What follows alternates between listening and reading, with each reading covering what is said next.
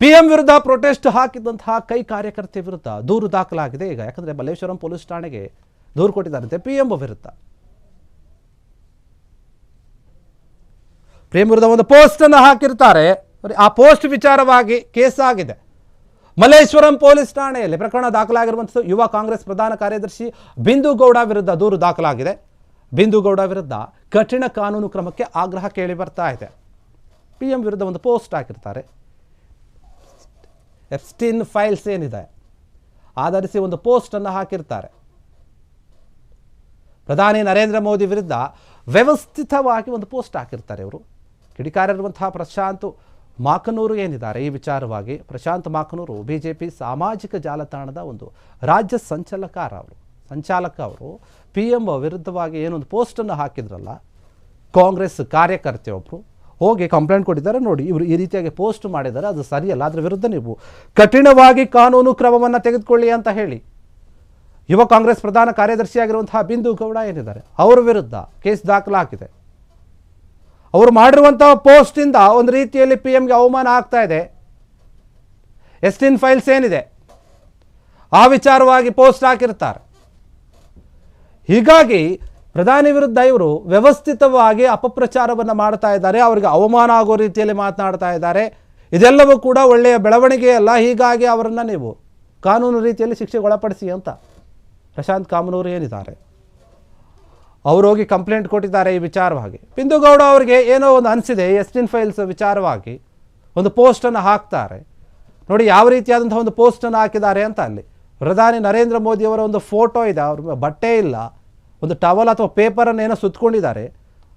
ಅಲ್ಲಿ ಕೆಲವೊಂದು ವಾಕ್ಯಗಳನ್ನು ಕೂಡ ಬರೆದಿದ್ದಾರೆ. ಒಂದು ರೀತಿಯಲ್ಲಿ ಅವರಿಗೆ ಅವಮಾನ ಆಗೋ ರೀತಿಯಲ್ಲಿ ನೀವು ಗಮನಿಸ್ತಾ ಇದ್ದೀರಾ. ಅವರೇ ಬಿಂದು ಗೌಡ ಅವರ ವಿರುದ್ಧ ಮಲ್ಲೇಶ್ವರಂ ಪೊಲೀಸ್ ಠಾಣೆಯಲ್ಲಿ ಪ್ರಕರಣ ಕೂಡ ದಾಖಲಾಗಿದೆ.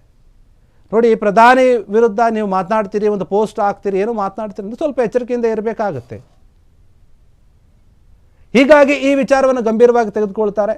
ಹೋಗಿ ಕಂಪ್ಲೇಂಟ್ ಕೂಡ ಕೊಟ್ಟಿದ್ದಾರೆ. ಬಿಂದು ಗೌಡ ವಿರುದ್ಧ ನೀವು ಹೋಗಿ ಒಂದು ಕ್ರಮವನ್ನು ತೆಗೆದುಕೊಳ್ಳಿ. ಪ್ರಧಾನಿ ವಿರುದ್ಧ ಈ ರೀತಿಯಾಗಿ ಮಾಡೋದು ಸರಿಯಲ್ಲ, ಅವರಿಗೆ ಅವಮಾನ ಆಗೋ ರೀತಿ. ಒಂದು ದೇಶದ ಪ್ರಧಾನಿಗೆ ಯಾವ ರೀತಿಯಾಗಿ ಗೌರವವನ್ನು ಕೊಡಬೇಕು ಅನ್ನೋದನ್ನು ಸ್ವಲ್ಪ ನೋಡಬೇಕಾಗುತ್ತೆ.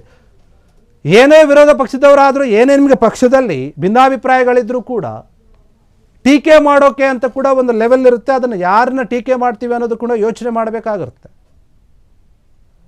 ಇದೇ ವಿಚಾರವಾಗಿ ಪ್ರಶಾಂತ್ ಕಾಮನೂರು ಏನಿದ್ದಾರೆ ಅವರು ಕಂಪ್ಲೇಂಟ್ ಕೊಟ್ಟಿದ್ದಾರೆ. ಇವರು ಬಿಜೆಪಿ ಸಾಮಾಜಿಕ ಜಾಲತಾಣದ ರಾಜ್ಯ ಸಂಚಾಲಕ. ಹೀಗಾಗಿ ನೋಡಿ, ಈ ರೀತಿಯಾಗಿ ಸೋಷಿಯಲ್ ಮೀಡಿಯಾದಲ್ಲಿ ಅಪಪ್ರಚಾರ ಆಗ್ತಾ ಇದೆ, ಪ್ರಧಾನಿಯವರಿಗೆ ಅವಮಾನ ಆಗೋ ರೀತಿಯಲ್ಲಿ ಮಾಡ್ತಾ ಇದ್ದಾರೆ, ಇದು ಸರಿಯಲ್ಲ, ಮುಂದೆ ಬೇರೆ ರೀತಿಯಾಗಿ ಹೋಗುತ್ತೆ ಇದು ಅಂತ ಹೇಳಿ ಅವ್ರು ಕಂಪ್ಲೇಂಟ್ ಕೊಟ್ಟಿದ್ದಾರೆ. ಅಲ್ಲೇನೋ ಹಾಕಿದ್ದಾರೆ ನೋಡಿ, ನಾಚಿಕೆ ಇಲ್ಲದ ಅದು ಇದು ಅಂತ ಹೇಳಿ ಈ ರೀತಿಯ ಪದಗಳನ್ನು ಉಪಯೋಗ ಮಾಡೋದು ಸರಿಯಲ್ಲ.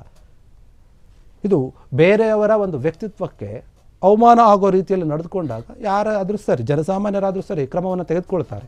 ಆದರೆ ಇಲ್ಲಿ ಪ್ರಧಾನಿಯವರ ಮೇಲೇನೆ ಈ ರೀತಿಯಾಗಿ ಇವರು ಪೋಸ್ಟನ್ನು ಹಾಕ್ತಾರೆ, ಅವರಿಗೆ ಅವಮಾನ ಆಗೋ ರೀತಿಯಲ್ಲಿ ನಡೆದುಕೊಳ್ತಾರೆ ಅಂತಂದರೆ ಇದು ನಿಜಕ್ಕೂ ಕೂಡ ಯಾರು ಕೂಡ ಒಪ್ಪುವಂಥ ವಿಚಾರ ಅಲ್ಲ. ಹೀಗಾಗಿ ಅವರು ಹೋಗಿ ಬಿಜೆಪಿಯವರು ಹೋಗಿ ಕಂಪ್ಲೇಂಟ್ ಕೊಟ್ಟಿದ್ದಾರೆ. ತಗೊಳ್ಳಿ, ಬಿಂದು ಗೌಡ ಏನಿದ್ದಾರೆ ಅವ್ರ ವಿರುದ್ಧ ನೀವು ಕ್ರಮವನ್ನು ತೆಗೆದುಕೊಳ್ಳೇಬೇಕು, ಇಲ್ಲಾಂದರೆ ನಾವು ಹೋರಾಟ ಕೂಡ ಮಾಡ್ತೀವಿ ಅಂತ ಹೇಳ್ತಾ ಇದ್ದಾರೆ. ಇವ್ರ ವಿರುದ್ಧ ಕಠಿಣ ಕ್ರಮ ಆದರೆ ಮಾತ್ರ ನಾವು ಸುಮ್ಮನೆ ಇರ್ತೀವಿ, ಇಲ್ಲ ಅಂದರೆ ಸರಿ ಇರೋದಿಲ್ಲ ಅಂತ ಹೇಳಿ ಹೋಗಿ ಕಂಪ್ಲೇಂಟ್ ಕೊಟ್ಟಿದ್ದಾರೆ. ಕ್ಷಣ ಕ್ಷಣದ ಸುದ್ದಿಗಳಿಗಾಗಿ ಫ್ರೀಡಂ ಟಿವಿ ಸಬ್ಸ್ಕ್ರೈಬ್ ಮಾಡಿ, ಲೈಕ್ ಮಾಡಿ ಹಾಗೂ ಫಾಲೋ ಮಾಡಿ. ಹೊಸ ಸುದ್ದಿಗಳ ನೋಟಿಫಿಕೇಶನ್ಗಾಗಿ ಬೆಲ್ ಐಕಾನ್ ಮೇಲೆ ಕ್ಲಿಕ್ ಮಾಡಿ.